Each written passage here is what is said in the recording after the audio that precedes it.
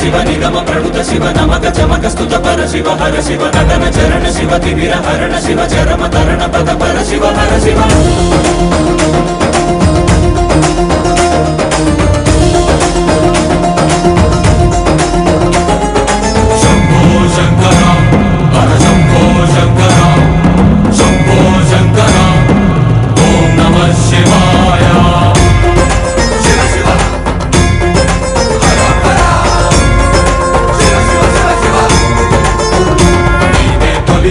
జగములకు తుది పలుకు యుగములకు కాలమంత నిండి ఉంది నీరే కాంతి అటు ఇటు తడబడని మనుగడకు స్ఫూర్తి నువ్వే మనుజులకు వంకర లేని దారి నడుపుకోర శంకరమూర్తి నీదగు దయా దృష్టి సమీపించగా విశేషించిగా రక్షించగా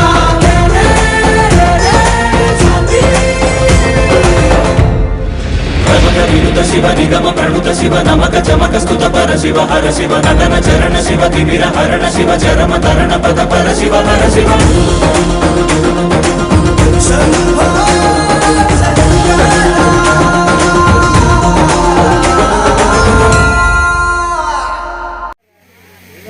ఓంకారం బిందు సంయుక్తం ఓంకారం శక్తిరూపకం ఓంకారం వితకం చైవ వకారాయ నమో నమః. సర్వవేద సంవేద్యాయాం భక్త హృదయాంతర్నివాసినే శ్రీ దుర్గా మహాపీఠాధీశ్వరాయ సద్గురు సమతానందాయతే నమః.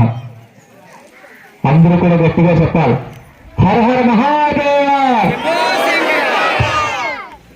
టైం చూస్తే 8 గంటల దగ్గర అయింది. ప్రతిరోజు తింటాం, నిన్న తిన్నాం, ఈ రోజు తింటాం, రేపు తింటాం, రోజు తినడమే పని. కానీ ఎప్పుడు కూడా దేవుడి కోసం మంచి విషయాలు వినడానికి ఏ రోజైనా సమయం కేటాయించాము కదా.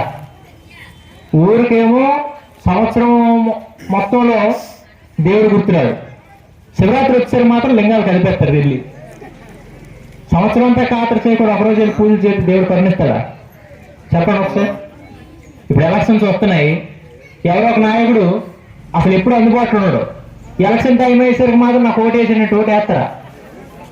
వేస్తారండి.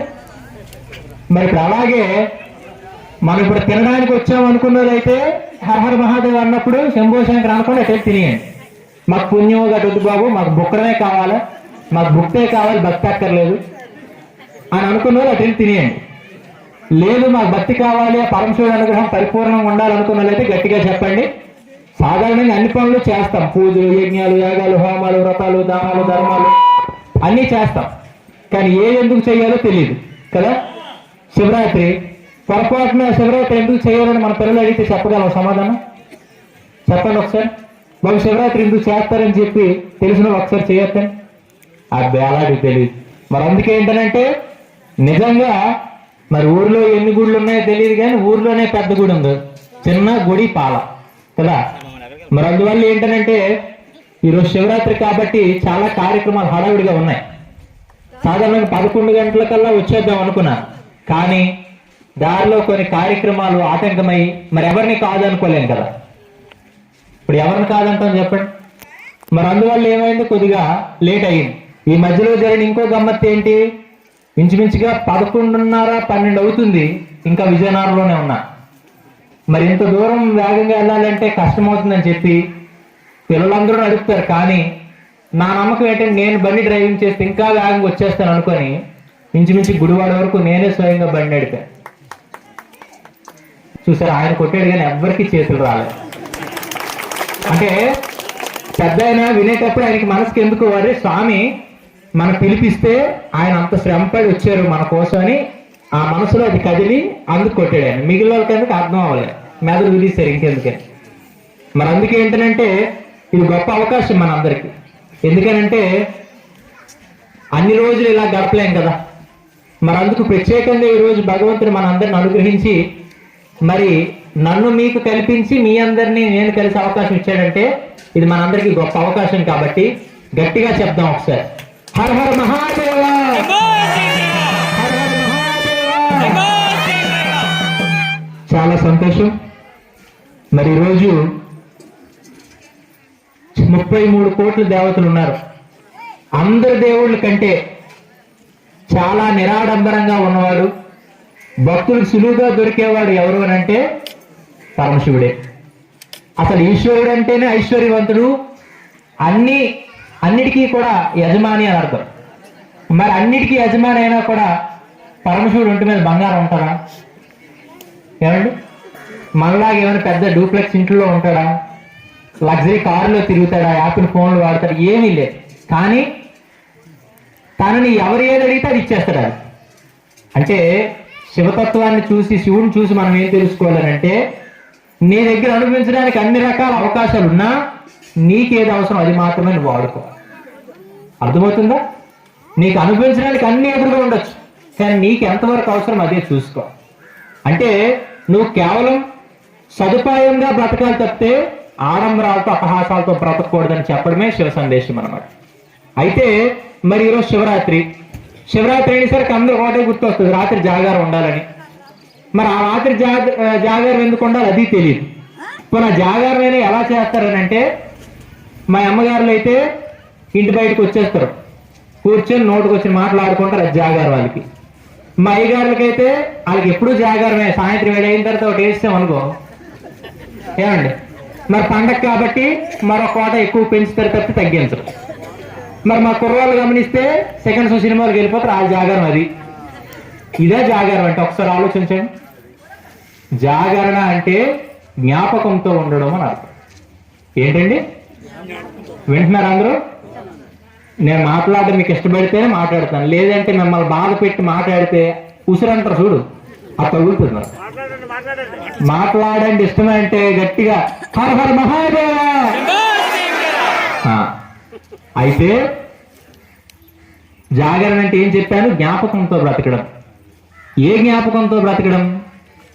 ఈశావాస్య వెలుగం సర్వం యత్కించ జగత్యాం జగత్ అని ఈశావాస్యోపనిషత్తులో మాట చెప్తుంది. అంటే సమస్తమైన సృష్టిని కూడా పరిపాలిస్తున్నది ఈశ్వరుడే, పరమేశ్వరుడే. అంటే ఈరోజు మన అందరి జీవితాలు కూడా ఆయన చేతుల్లో ఉన్నాయి. ఆయన నడిపిస్తేనే మనం నడుస్తున్నాం, ఆయన ఇస్తున్నటువంటి గాలినే మనం పీలుస్తున్నాం, ఆయన సృష్టించిన నేల మీదే బ్రతుకుతున్నాం, ఆయన ఇచ్చిన అవకాశం ఆకాశం కిందనే బ్రతుకుతున్నాం. పంచభూతాలు కూడా తన సృష్టిలో జరుగుతున్నాయి. ఆఖరికి ఓం నమశివాయ అంటాం కదా. అసలు నమశివాయ అంటే ఏంటి అని అంటే, నా అంటే నభము అంటే ఆకాశం. వింటున్నారు మీరు? నా అంటే నభము ఆకాశం, మా అంటే మరుత్ అంటే గాలి. ఏమి? షి అంటే షికి అంటే అగ్ని, వా అంటే వారి నీరు, యా అంటే యజ్ఞము భూమి. అంటే భూమి, ఆకాశము, గాలి, నీరు, నిప్పు, పంచభూతాలు కూడా ఇమిడి ఉన్న తత్వం ఏదైతే ఉన్నదో, పంచభూతాలు నిండి ఉన్న తత్వం ఏదైతే ఉందో అదే ఓం నమ శివాయ అన్నమాట. అర్థమవుతుందా? అంటే పరమేశ్వరుడు అంటే పంచభూతాల్లో నిండి ఉన్నవాడు అని అర్థం. మరి ఈరోజు మనందరం పుట్టేటప్పుడు తల్లి గర్భంలో భూమి, గాలి, ఆకాశం, నీరు, నిప్పు పట్టుకురాలేదు కదా, పట్టుకొచ్చామా? ఇప్పుడు ఒక గజం సెంటు, గజం భూమి కొనాలంటే చాలా డబ్బులు కదా. కానీ మనం పుట్టినప్పటి నుంచి చచ్చినంత వరకు ఈ భూమి మీద బ్రతుకుతున్నాం. కానీ ఏ రోజైనా కూడా ఈ భూమికి యజమాని అయినటువంటి శివుడు ఏ రోజైనా అద్దె అడిగాడా? ఏమండి, మనకి ఆపద వచ్చేటప్పుడు హాస్పిటల్కి వెళ్తారు, హాస్పిటల్కి వెళ్ళేటప్పుడు ఆక్సిజన్ ఇస్తారు, కొంత గాలి పెడతారు, ఆ గాలి గంటకి ఇంత అని చెప్పి అంటారు. మరి పుట్టినప్పటి నుంచి చచ్చినంత వరకు ఈ గాలి పీలుస్తున్నాం, ఏ రోజైనా భగవంతుడు మనల్ని అద్దె అడిగాడా? ఎప్పుడో అవసరం వస్తే రూపాయి 20 రూపాయలు వాటర్ ప్యాకెట్లు, వాటర్ బాటిల్ కొనుక్కుంటాం, కానీ ఉచితంగానే మనం నీరు వాడుతున్నాం, దానికి ఏ రోజైనా భగవంతుడు అద్దె అడిగాడా? ఏమండి, ఈరోజు ఇవన్నీ కూడా పక్కన పెడితే ఆకాశం, వర్షాలు కురుస్తున్నాయి, ఆఖరికి సమయానికి అనుకూలంగా ఏం జరగాలి అన్నీ జరిగిపోతున్నాయి. మరి ఇన్ని చేస్తున్న భగవంతుడు ఏ రోజైనా కూడా అరే నీకోసం నేను ఇన్ని చేస్తున్నాను కదా, మరి ఏ రోజైనా కూడా నాకెంత ఇవ్వు అని ఏ రోజైనా అద్దె అడిగాడా? మరి అద్దె అడగకపోయినా మరి భగవంతుడి ఉద్దేశంలో ఏముంటున్నట్టంటే, తండ్రికి ఏముంటది, నేను సంపాదించిన సంపద అంతా నా పిల్లలు ఆనందంగా అనుభవించాలని మాత్రం అనుకుంటాడు తండ్రి. అలాగే ఈ సమస్తమైన సృష్టికి తండ్రి అయినటువంటి ఆ పరమేశ్వరుడు కూడా ఇది నా కష్టమే కావచ్చు, కానీ నా సంతతికి, నా బిడ్డలందరికీ కూడా ఇది ఉచితంగానే ఇవ్వాలి. కానీ తండ్రి పిల్లలపైన అంత ప్రేమగా ఉండేటప్పుడు పిల్లలకి రావాల్సిన ఆలోచన ఏంటి? నా తండ్రి ఆలోచనలను, నా తండ్రి ఆశయాలను నేను ముందుకు తీసుకెళ్లాలనేటువంటి ఆలోచన బిడ్డలకు రావాలి. మరి ఆ తండ్రి చేసిన పని ఏంటి? దుష్ట శిక్షణ, శిష్ట రక్షణ. దుష్టత్వం చెడుని నాశనం చేయడం, శిష్టత్వం మంచిని పెంచడమే తన పని. ఈ రోజు నిజంగా మన తండ్రి అయినటువంటి పరమేశ్వరుడు యొక్క బిడ్డలం, ఆది దంపతుల యొక్క సృష్టి కదా ఈ ప్రపంచం కదా. మరి అటువంటి యొక్క తండ్రికి బిడ్డలం మనం అయ్యేటప్పుడు, మరి ఆయన ఇచ్చిన జన్మలో మనం బ్రతికేటప్పుడు, ఆయన ఇచ్చినటువంటి అవకాశాలతో బ్రతికుండేటప్పుడు మరి మనం కూడా మంచిగా బ్రతకాలనే ఆలోచన రావాలి కదా. ఆ మంచి ఆలోచనలతో నేను బ్రతకాలి అనే ఆలోచనతో ఉండడమే జాగారం అన్నమాట. ఆఖరికి శివరాత్రి ఎందుకు జరుపుతారు తెలుసా? ఒకరోజు శివుడు ఎప్పుడు లీలలు చేస్తుంటాడు కదా. ఇప్పుడు మీరు ఇంకో విషయం గమనించారు, శివుడే కాదు, ఇప్పుడు వచ్చిన చిన్న స్వామి కూడా లీలలు చేసాడు. ఏంటి తెలుసా? పల్లెలు పట్టుకొని వడ్డించిన వాళ్ళు సైతం తోసిస్తూ అక్కడ నిలబడిన వాళ్ళు సైతం కూడా ఇక్కడ నిలబెట్టాడు కదా. ఇది లీలే కదా. అయితే మనమే ఇలాంటి చేస్తామంటే పరమేశ్వరుడు ఎన్ని లీలలు చేస్తాడు. ఆయన ఏం చేశాడట ఒకరోజు, అంటే ఆయన ఏం చేసినా కూడా సృష్టికి ఏదో సందేశం ఇస్తున్నట్టే. ఒకరోజు బ్రహ్మదేవుడికి నేనే గొప్ప అనే ఆలోచన వచ్చేటట్టు చేశాడు. దీనికి ఏమైంది? చిన్నగా సరాసరి వైకుంఠానికి వెళ్ళాడట. వైకుంఠానికి వెళ్తే బ్రహ్మదేవుడిని చూసిన విష్ణువు లెగలేనట్టు చేసింది కూడా శివుడే. ముందు నేనే గొప్ప అనే ఆలోచన ఇచ్చింది శివుడే బ్రహ్మదేవుడికి. వైకుంఠంకి వెళ్ళిన తర్వాత బ్రహ్మదేవుడిని చూసి కూడా లెగలేనట్టు చేసింది శివుడే. అత్తేరి నేను గొప్పవాడిని, ఈ యొక్క సృష్టికి నేను కర్తని, మరి అట్లాంటిది నన్ను చూసి నువ్వు లెగకపోతావు, నీకు ఎంత అహంకారం అంటే విష్ణు అంటాడట, నువ్వే మాత్రం నా బొడ్డులో నుంచి కమలంలో పుట్టినాడు కదా. మీరు గమనించండి, విష్ణుమూర్తి బొడ్డులో నుంచి బ్రహ్మదేవుడు ఉంటాడు. మరి నీ జన్మకే నేను ఆధారం అయినప్పుడు నువ్వు గొప్పడవుతావు, నేను గొప్పడవుతావు, ఇద్దరు పోట్లాట వచ్చింది. ఇంక ఈ క్రమంలో ఇద్దరు కొట్టుకునేంత వరకు వచ్చేసారు. ఆఖరికి ఇదంతా సన్నివేశం అంతా చూసినటువంటి దేవతలందరూ కూడా శివ పరమాత్మను వేడుకున్నారట. ఈ యొక్క యుద్ధాన్ని ఆపడానికి శివ పరమాత్మ ఏం చేశాడు? సరాసరి వారు ఉండేటువంటి స్థలానికి వెళ్ళి ఒక అగ్నిస్తంభంగా మారాడట. ఏమైంది? అగ్నిస్తంభం. ఆ స్తంభాన్ని చూసేటప్పటికి వీళ్ళకి తెలియని అయోమయంలో పడిపోయారు. అయిపోయిన తర్వాత అప్పుడు చెప్తాడట శివుడు, మీ ఇద్దరిలో ఎవరు గొప్ప అనే కదా మీకు బాధ. ఇప్పుడు దీని యొక్క మొదలేదో చివరేదో మీరు తెలుసుకొని వస్తే ఎవరు తెలుసుకొని వస్తారో వాళ్ళే గొప్ప వాళ్ళు అని చెప్పాడు. ఏమన్నాడు? ఈ అగ్నిస్తంభం దీని యొక్క మొదలు చివరు ఎవరు తెలుసుకుంటారో వాళ్ళు గొప్ప అంటాడు. అయితే ఏమైంది? దిగువ భాగానికి విష్ణు వెళ్తాడు, పై భాగానికి బ్రహ్మదేవుడు వెళ్తాడు. వెళ్తూనే ఉంటారు, ఏమీ అందుతోసిన పరిస్థితి. ఇక అంతా అయిపోయిన తర్వాత బ్రహ్మదేవుడికి తెలివైనడు కదా. తెలివైన మనిషి ఏం చేశాడు?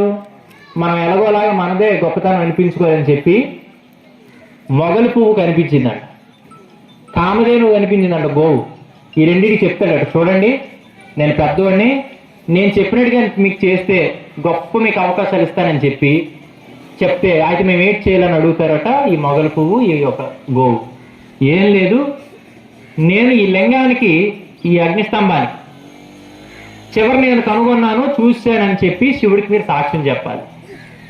శివపరమాత్మ దగ్గరికి వెళ్ళి బ్రహ్మదేవుడు కాళ్ళు ఎగరేస్తున్నట్టు, నేను చూశాను, నీ మొదలేదో నాకు తెలిసిపోయింది, నీ చివరేదో నాకు తెలిసిపోయింది. సరే మరి ఏంటి ప్రమాణం అని అంటే, ఇగో ఈ మొగలి పువ్వు ఉంది, దీన్ని అడగండి కావాలంటే మొగలి పువ్వు నిజమేనండి చూసాడు. ఆఖరికి గోవుని అడిగాడట, ఏం గోవు నిజంగా బ్రహ్మదేవుడు చూశాడంటే చూశాడని తలతో చెప్పిందట, చూడలేదని తోకతో ఊపుతుంది. గమనించాడు శివుడు, నువ్వు ఇంత మోసానికి ఒడిగడతావా, ఎంత తప్పు చేస్తావా, పెద్దవాడిగా అయ్యుండి ఆఖరికి విష్ణుమూర్తిని సైతం కూడా నువ్వు తగ్గిద్దామనే ప్రయత్నాలు ఉంటావా అని చెప్పి మొగలు పువ్వు పూజకు పనికిరాదు అని చెప్పించాడు. గోవుకి ముందు భాగం పవిత్రం కాదు, వెనక భాగం పవిత్రం అని చెప్పాడట. ఎందుకు? ముందు అబద్ధం చెప్పింది, వెనక నిజం చెప్పింది.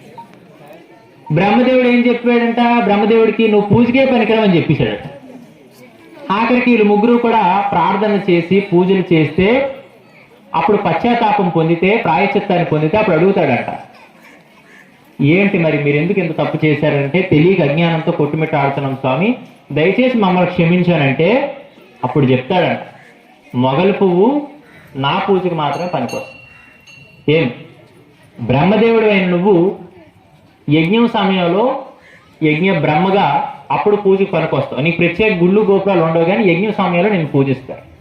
ఏం ఇలా ఆ యొక్క గొప్పతనాన్ని తెలుసుకున్నటువంటి వారు ఆ దేవతలందరూ కూడా ఈ సృష్టి అంతటికీ కూడా ఎంత కొలిచినా ఆఖరికి సముద్రానికి ఎలాగైతే అంతుండదో, ఒక ఆకాశానికి ఎలాగైతే అంతుండదో, అంత గొప్ప శక్తి సంపన్నత కలిగినటువంటి మూర్తివి నీవు. కాబట్టి నీ మూర్తికి ప్రతిరూపమైనటువంటి శివలింగాన్ని ఈరోజు ఆవిర్భవించావు. కాబట్టి దీన్ని మేము ప్రత్యేక దినంగా గుర్తుపెట్టుకొని మేము ఆరాధనలు చేసుకుంటామని చెప్పి ఈ మాఘమాసంలో వచ్చేటువంటి ఈ యొక్క శివరాత్రిని ఏమండి రాత్రి జాగారం నుండి ఉపవాసాలతో దీక్షగా ఉంటే ఆ పరమేశ్వరుడి అనుగ్రహం పరిపూర్ణం ఉంటుందని నమ్మకంతో ఈ శివరాత్రి చెయ్యండి అని మన పెద్దలు చెప్పారు. అర్థమవుతుందా? అంటే ఈ శివరాత్రి రోజు మనం తెలుసుకోవాల్సిన అంశం ఏంటో తెలుసా? ఉదయం ప్రతి ఒక్కరు కష్టపడతారు, ఉదయం పూట అందరూ కష్టపడతారు, కానీ రాత్రి అయ్యేసరికి అందరికీ తెలిసేది ఏంటి? పడుకుని పోవాలి కదా. కానీ పగలపూట శ్రమించేవాడి కంటే రాత్రిపూటను కూడా శ్రమించేవాడే గొప్పవాడు అవుతాడు. ఈరోజు చాలా మంది గొప్పవాళ్ళు, చాలా మంది జ్ఞానులు, చాలా మంది మేధాశక్తి సంపన్నత కలిగిన వాళ్ళు, చాలా మంది గొప్ప శాస్త్రవేత్తలు వీళ్ళందరూ తయారయ్యారంటే వాళ్ళు రాత్రిని పగల్ని ఒకేలా చూశారు. రాత్రిని కూడా వాళ్ళు వాడుకున్నారు. రాత్రి నిద్ర కోసం కాదు, ఏకాంతంగా గడపడానికి మనిషికి దొరికేటువంటి మంచి సమయం రాత్రి. కాబట్టి ఈ రాత్రి ఇంకా ఏమి జరుగుతుందో, ఈ అలికిడి, ఈ గోళ గొడవ మనుషులతో ఏమి ఉండవు. కాబట్టి దీన్ని తెలుసుకొని రాత్రి మనం ఉండగలిగితే జీవితం ఉన్నతమైన స్థితికి వస్తామని చెప్పి, అందుకే జీవితానికి ఒక శివరాత్రి అనే మాట సామెత ఉంటుంది మనకి. జీవితంలో మనం బాగుపడాలంటే మనిషికో మాట, గొడ్డుకో దెబ్బ అన్నారు. అంటే మనిషి పుట్టినోడికి ఒక్క మాట చాలట బాగుపడ్డా. ఈ ఒక్క మాటతో కనీసం ఒక రాత్రి అయినా గడిపితే మనిషి జీవితంలో మంచి గుర్తింపును పొందుతాడు సమాజం. మరి అందుకే ఏంటంటే వీలైనంత వరకు ఈ శివరాత్రి వచ్చేటప్పటికి ప్రతి నెలలో మహాశివరాత్రి వస్తుంది. చాలా మంది మహాశివరాత్రులు చేసుకుంటారు, వీరభద్ర స్వామి పూజలు అలవాటు ఉన్నవారు. కానీ 11 మహాశివరాత్రులు పోయినా 12వ యొక్క రాత్రి మాత్రం మహాశివరాత్రిని అందరూ పాటిస్తారు. కానీ దరిద్రం దౌర్భాగ్యం ఏంటి అని అంటే విషయం మీద అవగాహన లేక, ఏది ఎలా చేయాలో తీరు తెలియక, ఇష్టానుసారంగా మనం చేయడం వల్ల సంస్కృతి సాంప్రదాయాలకు ఆటంకం కలుగుతూ ఉంది. మీరు బాగా గుర్తుపెట్టుకోండి, పక్క మతస్థులు ఏదైనా పండుగలు చేయనియండి, ఏ పండుగలు చేయనియండి, వాళ్ళు మొట్టమొదటి ప్రాధాన్యత దేనికి ఇస్తారు తెలుసా? బోధలకు ఇస్తారు. అంటే ఆ మత పెద్దలు ఏం చెప్తున్నారో అది వినడానికే ప్రయత్నిస్తారు. మనకు అది కాదు. తిన్నామా పడుకున్నామా తెల్లారిందా, ముందు గభీమని తినేయాల, ఇష్టం వచ్చినట్టు అడ్డదిడ్డగా తిరగాల, తిరిగేసి ఆఖరి చరిత్రహీనులుగా మిగిలిపోవాలి. అదే మనకు తెలుసు. కానీ ఎంత చెప్పుకున్నా తగినటువంటి జ్ఞానం కలిగినటువంటి ఏకైక ధర్మం మన హిందూ ధర్మం. ఎంత తెలుసుకున్నా ఉంటాయి. ఆఖరికి మీరు బాగా గమనించండి, అసలు శివాలయంకి మీరు వెళ్ళేటప్పుడు అక్కడ మీరు గమనించండి, ఎక్కడైనా ఆడంబరం కనిపిస్తుందా? అసలు శివలింగం అంటే ఏంటో తెలుసా? లింగం ఉంటుందా పైన, అది అయ్యవారి భాగం, కిందన పానమట్టం ఉంటుందా, అది అమ్మగారి భాగం. ఈ రెండూ కలిస్తేనే సృష్టి. ఈ రెండింటి ద్వారా పుట్టిందే మనం. ఇది మనిషి గుర్తుండడానికే శివలింగం అన్నమాట. మరి ఆ లింగానికి కూడా ప్రీతిపాత్రమైనది ఏంటి? చిటికడు అన్ని నీళ్లు శిరముపై జల్లినా చిందు వేస్తాడు అతడు పసికందువోలే. అక్కడ నీకేం అడగడు, కేవలం నీళ్లు పట్టుకెళ్ళి ఒక భస్మాన్ని, విభూతిని నువ్వు అలా చల్లితే చాలు, పొంగిపోతాడు. కానీ పరిపూర్ణమైన శరణాగతితో మనం చేయాలి. ఏదో గొప్పలకి, అట్టహాసాలకి, ఆడంబరాలకి భుజాలు ఎగరేసుకొని ఇలా చేయకూడదు. మీకు భక్తుడికి కావాల్సినటువంటి ముఖ్యమైన లక్షణం ఏంటంటే ఓపిక, సహనం కావాలి. ఈరోజు అవి మనకు లేవు. ఈరోజు మీరు అనుకోవచ్చు, టైం దాటిపోతున్నా, స్వామి మాట్లాడుతున్నారు, ఎండ దంచేస్తున్నారు. కేవలం మీరు గడుపుతుంది ఈ రోజు నేను మాట్లాడి ఒక అరగంటో గంటో కావచ్చు, కానీ నిరంతరం మేము ఇదే పనిలో ఉన్నాం. ఆఖరి కారులోకి వెళ్తేనే ఏసీ ఉంటుందేమో. ఇప్పుడు చూడండి, నా బీప్ మొత్తం తడిచిపోయింది. మరి రోజు కొన్ని గంటలు మాట్లాడుతూ ఉంటారు. అది భారం అనుకోలేదు, బాధ్యతగా భావించాలి. ఎప్పుడు కూడా మనిషి తను బాగుపడేటప్పుడు కొద్ది కష్టంగానే అనిపిస్తుంది. ఆ కష్టాన్ని ఓర్చుకున్నవాడే సుఖాన్ని పొందుతాడు. మరి అందువల్ల ఏంటంటే చక్కగా మన పిల్లలు ఆఖరికి నేను దారిలో చూసేటప్పుడు కొన్ని శివాలయాల దగ్గర పిల్లలు చక్కగా విభూతి బొట్టు పెట్టుకొని చక్కగా ఆడుకొని పాడుకొని చక్కగా పిల్లలు ఆడుతున్నారు. ఎందుకనంటే వాళ్ళకి తెలిసింది ఏంటంటే గుడికి వెళ్ళాలి, ఏదో దండం పెట్టాలి, అలా పెడితే ప్రసాదం ఇస్తారని తెలుసు.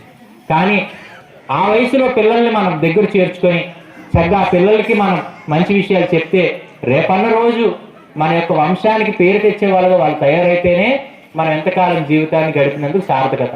అలా లేకుండా మన పిల్లలతోటే మనం తనులు కాసే పరిస్థితికి వచ్చామనుకో ఎందుకు ఎంత సంపాదించి దండకరు. అందుకే ఏంటంటే చక్కగా మళ్ళీ ఈ చిన్న గుడిపాల చాలా మంచి గ్రామం. ఏం గ్రామం? మంచి గ్రామం, సంస్కారంతో ఉన్న గ్రామం. ఎందుకనంటే ఆఖరికి అందరికీ ఆకలేస్తుంది, ఒక పక్క ఎండ ఇబ్బంది పెడుతుంది, అయినా కూడా స్వామి వచ్చారు కాబట్టి ఊరికి వచ్చిన అతిథిని మనం గౌరవించాలి అని. అంతేనా? ఇంటికి వచ్చిన అతిథిని గౌరవించడం మన సాంప్రదాయం కదా. మరి స్వామి ఇంటికి రాకపోయినా మన ఊరికి వచ్చారు కాబట్టి మనం గౌరవించాలని చెప్పి మరి ఇంత ఇబ్బందిని కూడా మీరు తట్టుకొని చక్కగా వింటున్నారని అంటే ఇది చాలా సంతోషం. అందుకు వినడమే కాదు, తగిలియడానికి తప్పదు. చూడండి, స్వామి అయిపోయింది, ముగించేయండి అని. అయితే వినడం వరకు మనం పని పెట్టుకోకూడదు, ముందు ఆచరించాలి. ఆచరించి 10 మందితో అది పాటించేటట్టుగా చేయాలి. మరి అందుకు చక్కగా ఈ కార్యక్రమం చేసుకున్నటువంటి జనాదేవ్ గారు, మరి అలాగే ఈ యొక్క గ్రామ పెద్దలు అందరికీ కూడా పేరు పేరున అభినందనలు, ఆశీర్వాదం తెలియజేస్తూ మరి చక్కగా వినడానికి వచ్చిన వాళ్ళకి తినడానికి వచ్చిన వాళ్ళకి ఇద్దరికి ఆశీర్వాదాలు అందిస్తూ ఆ పరమాత్మ శివ పరమాత్మ అందరికీ కూడా ఎల్లవేళ సర్వకాల సర్వావస్థల్లో తోడుండాలని తెలియజేస్తూ మా పవన్ దగ్గర ఎప్పుడు నాకు ఒకటే నచ్చుతుంది, ఏ కార్యక్రమం అయినా స్వామి రావాలి, స్వామి కొంతసేపు మాట్లాడి వెళ్ళిపోవాలని చెప్పి ఆ శ్రద్ధను గమనిస్తాను. కాబట్టే ఎప్పుడు కూడా అడిగేటప్పుడు కాదనకుండా మరి వస్తూ ఉంటాను. మళ్ళీ ఇదే శ్రద్ధ నీకుంటే ఇంకో సందర్భంలో మన చిన్న గుడిపాల్లో ఈసారి మంచి కార్యక్రమం మనం చేసుకున్నాం, సరేనా? మరి అందుకు చక్కగా ఎన్ని అనుకున్నా ఏది చేసుకున్నా పరమాత్ముడి యొక్క దృష్టి పడిందే ప్రసాదం అవుతుంది. ఈ శరీరం మీద కూడా ఆయన దృష్టి పడింది కాబట్టి భారతదేశంలో హిందువులుగా బ్రతిక మీరు గొప్ప వరప్రసాదం. మరి అందుకే ఈ శివరాత్రిలో తన దృష్టి పడినటువంటి ఆ యొక్క ఆహార పదార్థం కూడా మంచి ప్రసాదమే కాబట్టి ఓ పట్టు పట్టండి. అందులో ఏ మాత్రం లోటు పడకండి, ఎంతమంది వచ్చినా పెట్టడానికి మన వాళ్ళు సిద్ధంగా ఉన్నారు. కాబట్టి మీ అందరికీ కూడా సెలవు తీసుకుంటూ అందరూ ఒకసారి గట్టి చెప్తాం, హర హర మహాదేవ,